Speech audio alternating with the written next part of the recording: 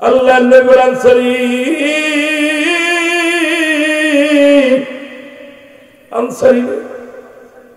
কি বলতে চাও তুমি? বলি ইয়া রাসূলুল্লাহ, ইয়া হাবিবাল্লাহ, নবী গো, আপনি সেদিন ওয়াজ করেছিলেন কোন ব্যক্তি যদি 5 ওয়াক্ত সালাত 5 ওয়াক্ত নামাজ সময় মতো আদায় করতে পারে, আপনি নবী তার হাত ধরে জান্নাতে নিয়ে যাবেন। নবীকে এই ওয়াজটা আমি যখন বাড়ি এসে করি, আমার বিবি আমার কাছে দাবি করেছে, রাসূল গো, সেও আপনার সঙ্গে জান্নাতে যেতে চায়। এই কারণে নবী গো, প্রতিদিন আমি সালাম ফিরে দৌড়ায় বাড়ি আসি, কারণ আমাদের স্বামী স্ত্রী মিলে মাত্র একখানা কাপড়, একখানা পোশাক। যখন আমি নামাজে যাই, আমার বিবি উলঙ্গ অবস্থায় গর্তের মধ্যে বয়া থাকে। যখন নবী গো নামাজ শেষ করে আমি বাড়িতে ফিরে আসি, আমি উলঙ্গ হয়ে গর্তের মধ্যে ঢুকিয়া উলঙ্গ হইয়া আমার পণ্ডের কাপড়টা খুলে আমার বিবিরে দিই। যখন নামাজের মধ্যে যখন আমার বিবি, আমার নবী গো, যখন আপনি আমাকে সালাম দিয়েছিলেন, তখন আমি উলঙ্গ অবস্থায় গর্তের মধ্যে বসেছিলাম। এই কারণে আপনার সালাম আমি উত্তর দিতে পারি নাই। আল্লাহ নবী ডাক দিয়ে বলেন, আনসারী আয়, আমার কাছে আয়। আমি নবী ওয়াদা করলাম রে, এই পৃথিবীর মধ্য থেকে রে ও সাহাবী, আমি নবী ওয়াদা করলাম, আমি নবী যে জান্নাতের মধ্যে যাব, তোদের স্বামী স্ত্রী দুজনকেই সেই জান্নাতের মধ্যে নিয়ে যাব। জোরে বলেন মারহাবা।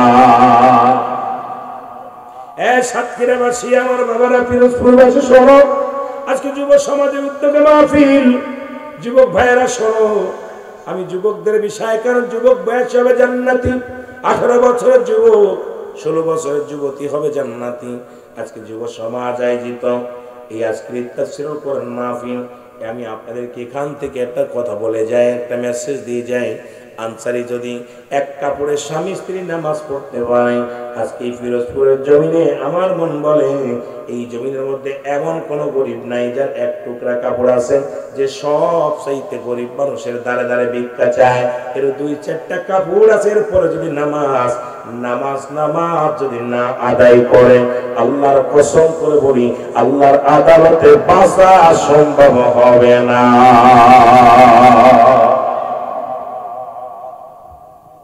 বলেন দি, ফিরোজপুরের জমিনে একখান কাপড় আছে এমন কোন লোক আছে? আপনার এখানে যারা আছেন, স্বামী স্ত্রী বা আপনার একারই একখান কাপড় আছে? কারণ দেখান দি, আছে? তাহলে নামাজ কি লাগবে? লাগবে। এখন আপনি মনে করতে পারেন নামাজ লাগবে না, তবে আপনারা যারা হ্যাঁসারি করেন তাদের জন্য শুভ সংবাদ শোনেন। যারা মাঠে কাজ করেন, যারা কৃষক কাজ করেন, যারা ভ্যান চালান, রিক্সা চালান, অটো চালান, যারা ব্যবসা করেন, আল্লাহ নিজেই ঘোষণা করেন তাদের জন্য। আমি ঘোষণা করে আমি বললাম, আল্লাহ বলে দিন মজুরি মেহনতকারী, এই দুনিয়ার মধ্যে যারা মাঠে কাজ করে, যারা কৃষক, যারা দিন মজুরি, যারা গায়ের ঘাম ঝরায়, আমি নবী তাদের বন্ধু হিসেবে কবুল করে নিলাম। জোরে বলেন মারহাবা। এটা শুনে খুশি আর নাই? আমার কথা আল্লাহ বলে, নিজে বলে, যারা দিন মজুরি, যারা মেহনত করে, যারা গায়ের ঘাম ঝরায়, এরা আমার বন্ধু। কার বন্ধু? আল্লাহর বন্ধু হতে চান কে? একটু হাত তোলেন। আল্লাহর বন্ধু হতে চান? জোরে বলেন না আমিন। আরো জোরে বলেন আমিন। এখন আল্লাহর বন্ধু হইলে হেসির মধ্যে বয়া থাকবেন?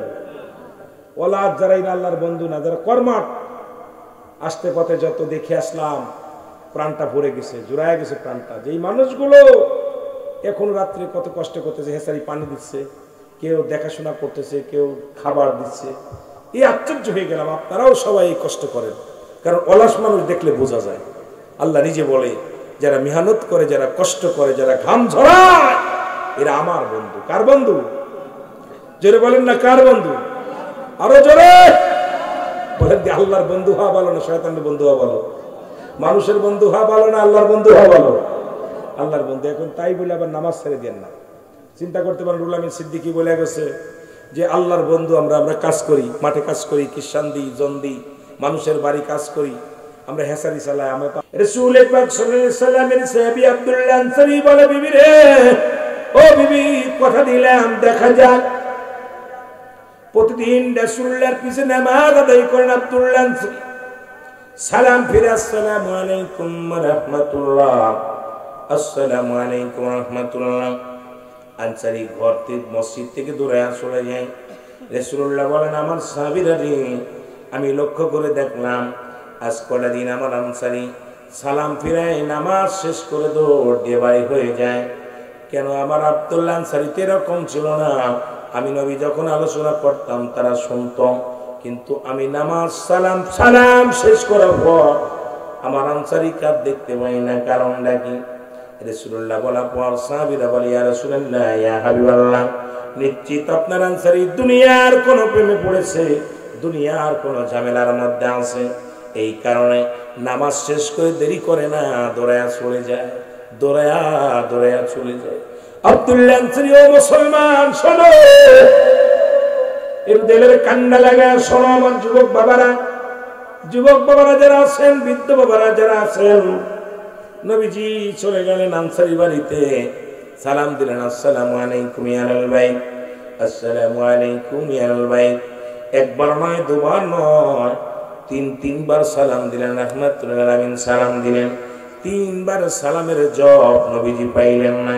এরপরে নবীজি একটু মনে কষ্ট পেয়ে রওনা হয়ে গেলেন।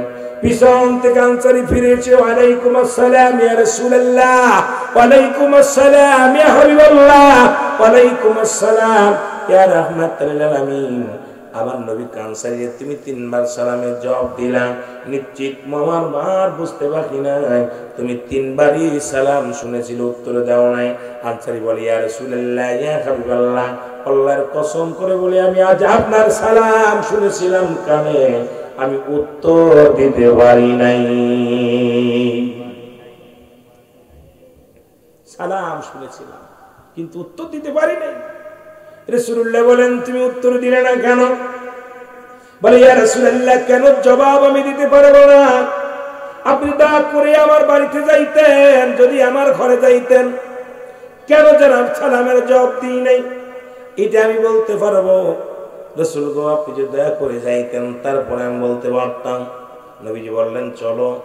এবার আনসারী বাড়িতে গেলেন। রাসূলুল্লাহ বাড়িতে যাওয়ার পর যখন আনসারী গরিব মানুষ, আপনাদের মতো এরকম হ্যাসারিও নাই, কাজকর্ম নাই, গরিব মানুষ, পৃথিবীর সব চাইতে গরিব মানুষ, আমার রাহমাতুল আলামিন সাহাবীদের মধ্যে সব চাইতে গরিব। আব্দুল্লাহ আনসারী যখন দরজাটা খুলে দিলেন, ঘরের দরজা খুলে দিছি, সঙ্গে সঙ্গে রাসূলুল্লাহ তাকায়া দেখে ভিতরে বিশাল একটা গর্ত করা। আল্লাহর নবী ডাকতে বলে, আনসারী রে, তোমার ঘরের মধ্যে কেন গর্ত করা? বলি, ইয়া রাসূলুল্লাহ, ইয়া হাবিবাল্লাহ, এই গর্ত করা আপনি দেখলেন নবী গো? ইয়া রাসূলুল্লাহ, এই গর্তের মধ্যে যখন আপনি আমাকে সালাম দিয়েছিলেন আসসালামু আলাইকুম, আল্লাহর কসম করে বলি আপনার সালাম আমি শুনেছিলাম কানে, উত্তর দিতে পারি নাই। এই জন্য নবী গো, আমি এই গর্তের মধ্যে উলঙ্গ অবস্থায় বসেছিলাম। আল্লাহর নবী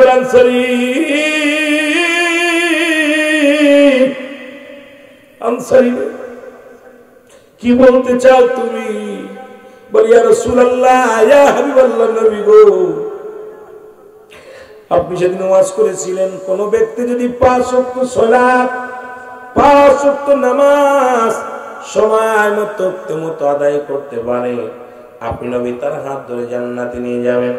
নবীকে এই ওয়াজটা আমি যখন বাড়ি এসে করি, আমার বিবি আমার কাছে দাবি করেছে, রাসূল গো, সেও আপনার সঙ্গে জান্নাতে যেতে চায়। এই কারণে নবী গো, প্রতিদিন আমি সালাম ফিরে দৌড়ায় বাড়ি আসি, কারণ আমাদের স্বামী স্ত্রী মিলে মাত্র একখানা কাপড়, একখানা পোশাক। যখন আমি নামাজে যাই, আমার বিবি উলঙ্গ অবস্থায় গর্তের মধ্যে বয়া থাকে।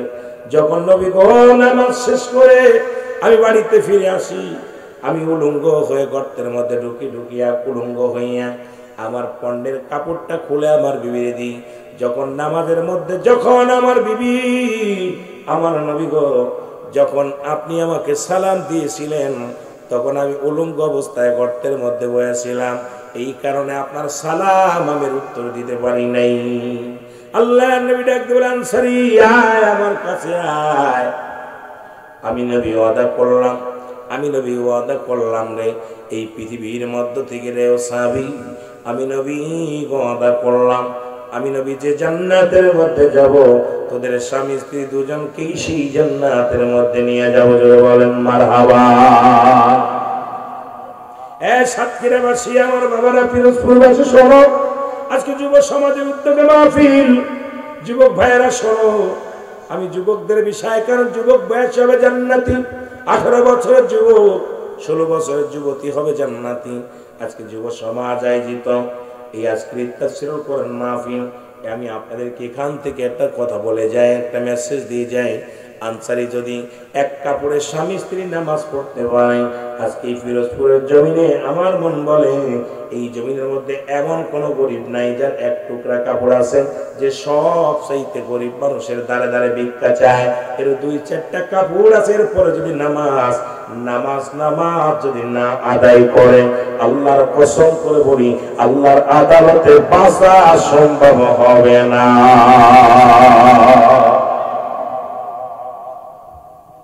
বলেন দি ফিরোজপুরের জমিনে একখান কাপড় আছে এমন কোন লোক আছে? আপনারা এখানে যারা আছেন স্বামী স্ত্রী বা আপনার একারই একখান কাপড় আছে? কারণ দেখান দি আছে? তাহলে নামাজ কি লাগবে? লাগবে। এখন আপনি মনে করতে পারেন নামাজ লাগবে না, তবে আপনারা যারা হ্যাঁসারি করেন তাদের জন্য শুভ সংবাদ শোনেন।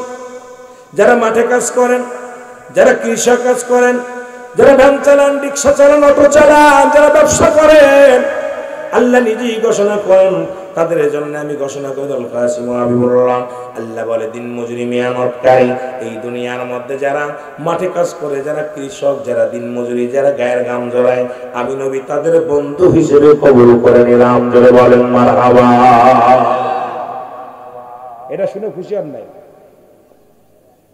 আমার কথা আল্লাহ বলে, নিজে বলে, যারা দিন মজুরি, যারা মেহনত করে, যারা গায়ের ঘাম ঝরায়, এরা আমার বন্ধু। কার বন্ধু? আল্লাহর বন্ধু হতে চান কে? একটু হাত তোলেন। আল্লাহর বন্ধু হতে চান? জোরে বলেন না আমিন। আরো জোরে বলেন আমিন। এখন আল্লাহর বন্ধু হইলে হেসির মধ্যে বয়া থাকবেন? ওলাদ যারাই না আল্লাহর বন্ধু না, যারা কর্মাট, আসতে পথে যত দেখে আসলাম প্রাণটা ভরে গেছে, জোড়ায় গেছে প্রাণটা। যেই মানুষগুলো এখন রাত্রে কত কষ্ট করতেছে, হেসারি পানি দিচ্ছে, কেউ দেখাশোনা করতেছে, কেউ খাবার দিচ্ছে, এই আশ্চর্য হয়ে গেলাম। আপনারাও সবাই এই কষ্ট করেন, কারণ অলস মানুষ দেখলে বোঝা যায়। আল্লাহ নিজে বলে যারা মেহনত করে, যারা কষ্ট করে, যারা ঘাম ঝরায়, এরা আমার বন্ধু। কার বন্ধু? জোরে বলেন না কার বন্ধু? আরো জোরে বলেন। আল্লাহর বন্ধু হওয়া ভালো না শয়তানের বন্ধু হওয়া ভালো? মানুষের বন্ধু হওয়া ভালো না আল্লাহর বন্ধু হওয়া ভালো?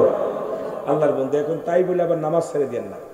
চিন্তা করতে পারেন, রুহুল আমিন সিদ্দিকী বলে গেছে যে আল্লাহর বন্ধু আমরা কাজ করি, মাঠে কাজ করি, কিষান দিই, জন দিই, মানুষের বাড়ি কাজ করি, আমরা হেসারি চালাই, আমরা তো আল্লাহর বন্ধু হয়ে গেছি। এখন নামাজের দরকার কি? যুব সমাজ আয়োজিত মাহফিলে বয়া আমরা শুনেছি সিদ্দিকী সাহেব বলছে আমরা সবাই আল্লাহর বন্ধু, এখন নামাজ না পড়লেও চলবো। কথা কন না? মনে করছেন নি? খবরদার, খবরদার, এই ভুল করা যাবে না। আল্লাহর বন্ধু তো আল্লাহর গোলামি বেশি করবে। জোরে বলেন ঠিক কিনা? আরে জোরে বলেন ঠিক কিনা?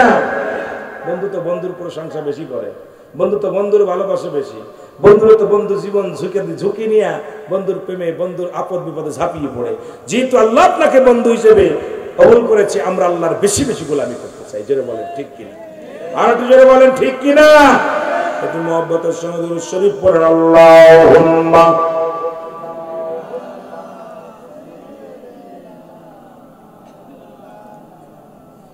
আরো জোরে বলো না।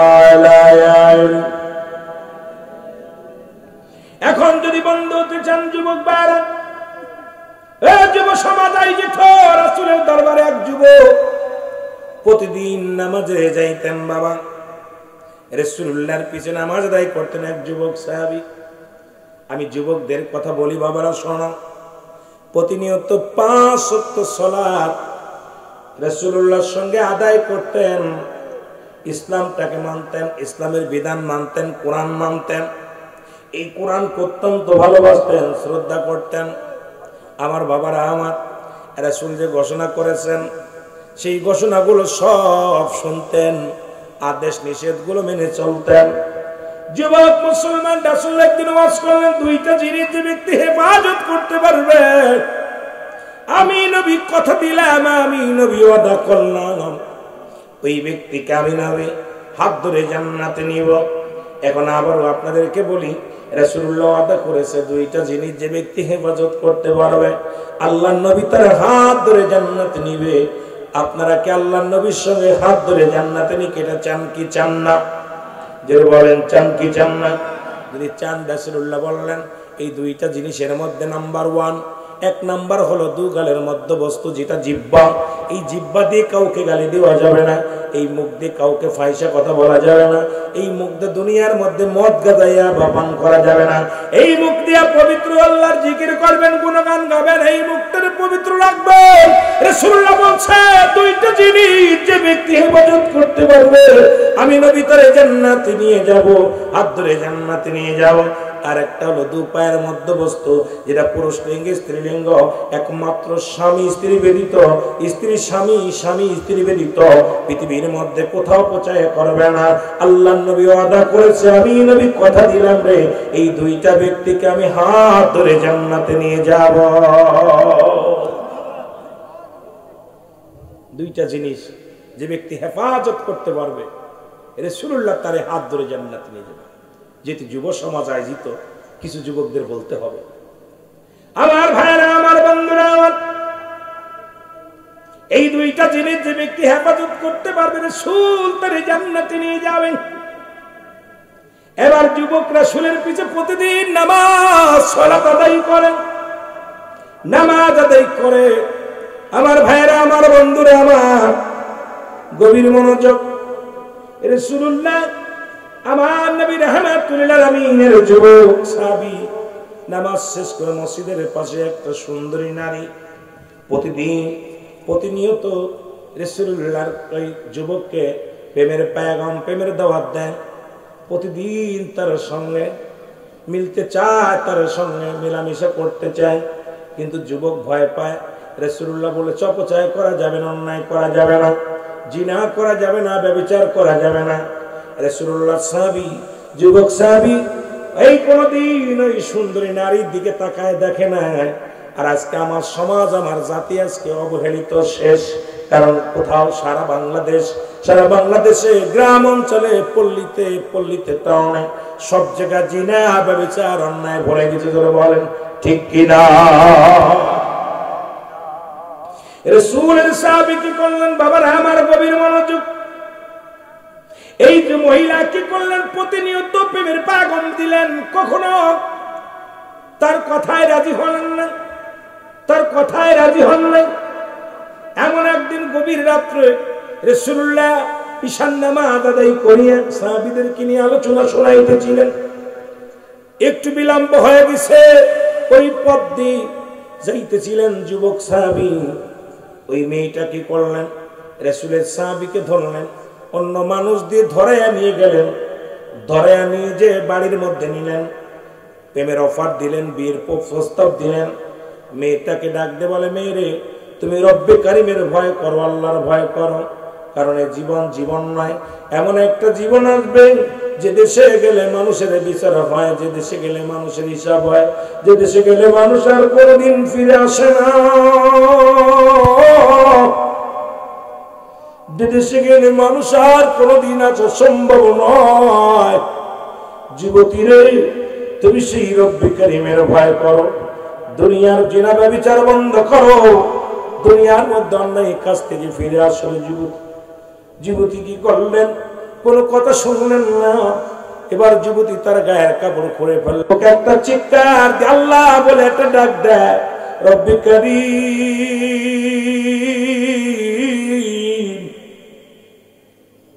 যুবক একটা ডাক দিয়ে বলে, রব্বে কারীম, ও আমার আল্লাহ, এই দুনিয়ার মোহে পড়িয়া যদি গুনাহ করে ফেলি আল্লাহ, তোমার দরবারে জবাব দিতে পারবো না, তোমার কাছে হিসাব দিতে পারবো না আল্লাহ। আল্লাহ, এই যুবতী আল্লাহ কুখাস থেকে আমাকে রক্ষা করো, না হয় দুনিয়া থেকে আমার নিয়ে যাও। একটা চিৎকার মেরে জমিনের মধ্যে বেহুশে পড়ে গেছে। জোরে জোরে চিল্লায়া বলা যাবে না আল্লাহু আকবার। বন্ধুগণ আমার, দিলের কান্ডা লাগা শোনো,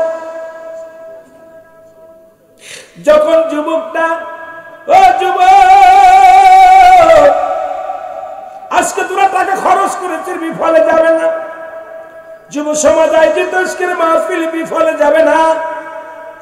কারণ যুবকরাই পারে জাতিকে পরিবর্তন করে দিতে, যুব সমাজই পারে দেশের উন্নয়ন করতে, যুব সমাজ পারে সমাজকে পাল্টে দিতে।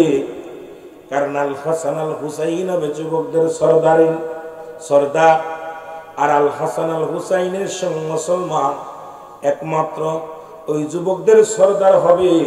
সুতরাং যুবক বয়সী অবজান্নাতি। এই জন্য যুব সমাজ আয়োজিত তাফসীর কোরআন মাহফিলে আমি যুবকদের বিষয়ে একটু কথা বলি, তারপর অন্যদিকে যাই। যুবক কি করলেন? একটা চিৎকার মেরে জমিনের মধ্যে বেহুশে পড়ে গেলেন।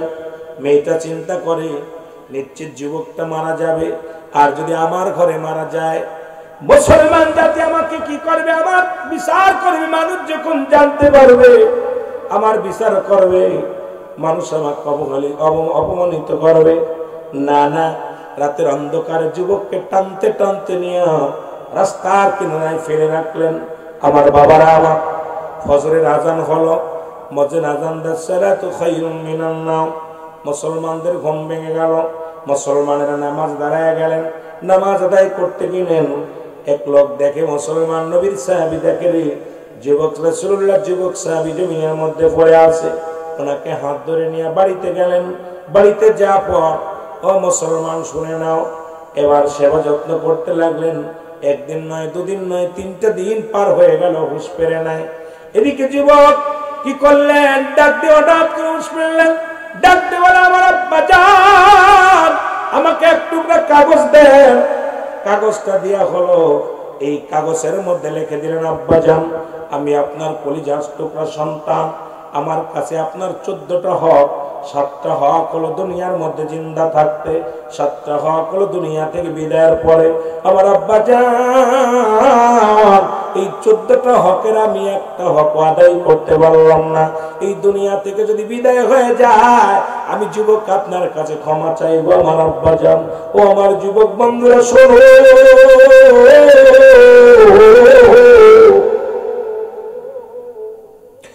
যুবক ডাক দিলেন, লিখলেন, চিঠি নিয়ে লাগলেন, আমার আব্বা জান, আপনার কাছে ক্ষমা চাই। শুরুতে 1 নম্বরে আপনার কাছে ক্ষমা চাই, যদি ভুল করে থাকি আমার মাফ করে দিয়েন। আমি আপনার 14টা হকের একটা হক আদায় করতে পারলাম না। আমি আপনার কাছে 2টা দাবি করে যাব। 1 নম্বর দাবি, আমি যদি মারা যাই, এই আমার লাশখানা পৃথিবীর কোনো মানুষকে দেখাবেন না। এই লাশখানা রাতে অন্ধকারে এই দুনিয়ার মধ্যে বাবা গো দাফন করে দিবেন। দুনিয়ার কোনো মানুষকে আমার মরা সংবাদ জানাবেন না বাবা গো। দুনিয়ার মধ্যে আমার মরা লাশখানা কোনো গোরস্থানে শোয়াবেন না। আমি যদি মারা যাই, আমার এই লাশখানা বাবাই ঘরের মধ্যে দাফন করে রাখবেন। এই বলিয়া পৃথিবীর মধ্যে থেকে যুবক কিছুক্ষণ পরে যুবকটা চির বিদায় হয়ে মারা গেলেন। জোরে জোরে চিল্লায় আল্লাহু আকবার। দাবি করলেন, আব্বা জান, যদি আমি আপনার 14টা হক, প্রতিটা সন্তান তার পিতামাতা 14টা হক আছে। 7টা হক ইন্তেকালের পরে, 7টা হক হলো ইন্তেকালের আগে। আমরা কিন্তু আদায় করতে পারি না। অধিকাংশ সন্তান বাবা মার হক আদায় করতে পারি না। আমার বাবারা, যেহেতু আমি আপনার হক আদায় করতে পারি না, 1 নম্বর আপনার কাছে ক্ষমা চাই। আমি যদি মারা যাই, 1 নম্বর আপনার 1 নম্বর হক আদায় করতে না পারার কারণে আমার মাফ করবেন। 2 নম্বর, আমি যদি মারা যাই, পৃথিবীর কোনো গোরস্থানে আমার মাটি দিবেন না। 3 নম্বর, পৃথিবীর কোনো মানুষকে জানাবেন না। 4 নম্বর, আপনি আমার জানাজা পড়াবেন, আপনি আমাকে দাফন করে রাখবেন ঘরের মধ্যে। সুবহানাল্লাহ। 8 জনে বলেন মারহাবা। হাকিকত আছে। এ আমার ভাইরা, আমার বন্ধুরা, আমার যুবক মারা গেলেন। বাবা কাফন দাফন করে বিদায় করে দিছে। রাসূলুল্লাহ নামাজ কয়েকদিন প্রতিনিয়ত নামাজ আদায় করেন। জিবরিল আমিন এসে ডাকতে বলে, ইয়া রাসূলুল্লাহ, ইয়া হাবিবাল্লাহ, একটু লক্ষ্য করেন, আপনার যুবক সাহাবীর দিকে লক্ষ্য করেন। রাসূলুল্লাহ সালাম ফিরে সাহাবীদেরকে বললেন, ও আমার সাহাবীরা রে, তোমরা আমার অমুক সাহাবীর খবর জানোনি? যুবক সাহাবীরা বলে, হুজুর, অন্যান্য সাহাবীরা বলে হুজুর আমরা তো তার খবর জানি না, হয়তো কোনো আত্মীয় বাড়ি গেছে, হয়তো কোথাও বেড়াইতে গেছে। সাহাবীরা বলেন হুজুর নিশ্চিত তো দুনিয়ার কোন প্রেমের মধ্যে পড়েছে, সংসারের মায়ায় পড়েছে। রাসূলুল্লাহ বলেন না, তোমরা খবর নাও। তার বাবার কাছে খবর নেওয়া হলো, বাবার কাছে আসা হলো, ডাকদার আসসালামু আলাইকুম চাচা যান, আপনার ছেলে অমুক গেছে কোথায়, বাবা বলতে পারি না, কোথায় গেছে জানেন না, কেমন আছে জানেন না। রাসূলুল্লাহ আপনাকে তলব করেছে, আপনার ছেলেকে তলব করেছে, আমি এটাও বলতে পারবো না। নবীজি গেলেন বাড়িতে, নবীর কাছে গেলেন সাহাবীরা। নবীজি বলেন সাহাবীরা রে খবর বলো। বলে ইয়া রাসূলুল্লাহ ইয়া হাবিবাল্লাহ, কি খবর বলবো নবী গো, আমি কি খবর বলবো? আমার যুবকেরা শোনো, তুমি আমিও কালেমা পড়েছিলাম, আজকে কেন অন্যায় করে সবাই পড়েছি আশহাদু আল্লা ইলাহা ইল্লাল্লাহু ওয়াহদাহু লা শারীকা লাহু ওয়া আশহাদু আন্না মুহাম্মাদান আবদুহু ওয়া রাসূলুহু। বড় আশ্চর্য, সবাই